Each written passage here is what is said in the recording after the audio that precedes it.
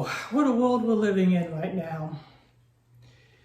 In the middle of March, Bob and I were making our trip to go see our grandchildren in St. Paul, a trip that we're always excited about doing. We had been hearing things about this new virus, the coronavirus, and we knew it was something we needed to pay attention to. But we thought, okay, we're going to go still make this trip. We're going to be safe, take some precautions, and we're going to go see our grandkids.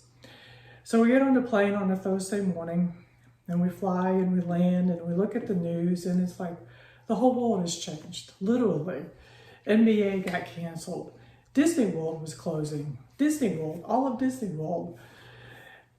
It just got really weird, really quick. And we decided to cut our trip short. We came home on Sunday, and we have been home ever since. We're going on 7 weeks now that we have been in our home, and we have rarely left. It's a world that we were not expecting. It's a world that we don't know really how to handle. It's a world that it's like, what is happening?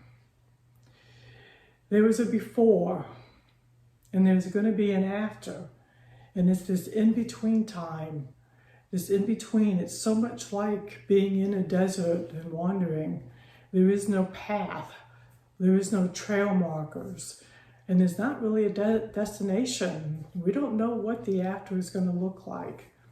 It's pretty unsettling. It's pretty uncomfortable.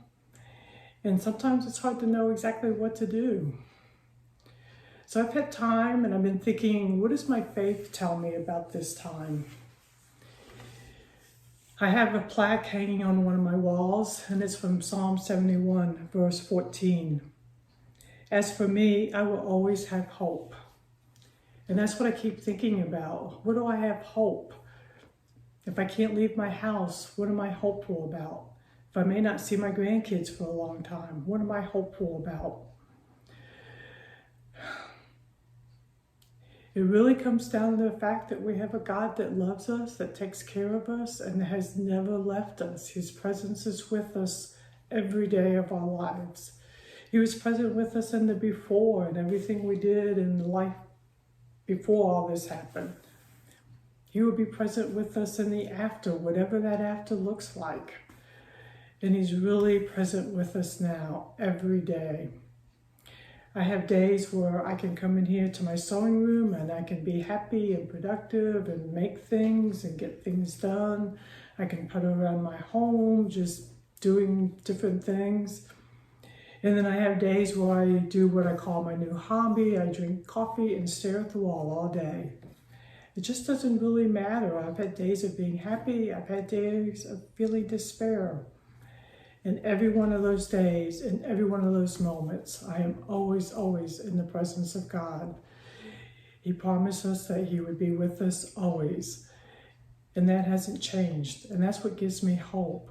Our world may be changing, and it's going to change in ways that may be difficult to learn to get through. It may change in ways that we don't understand. But God does not change. His presence is always here. And we can turn to him and be encouraged, be comforted. We can turn to him learn how to ways to act in all this. We're still called to be kind. We're still called to be loving. We're still called to be helpful to the people that we can in the circumstances that we can and the best that we can. So that's really what gives me hope moving forward.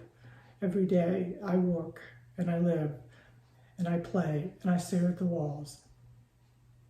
And I be with Bob, and I'm with my family, and I worship at church online on Sunday. All of that, I am always, always in the presence of God. That will never, ever change. And that's what really gives me hope through all of this now, and this in-between time, and in the after, that we don't know what it's going to be like.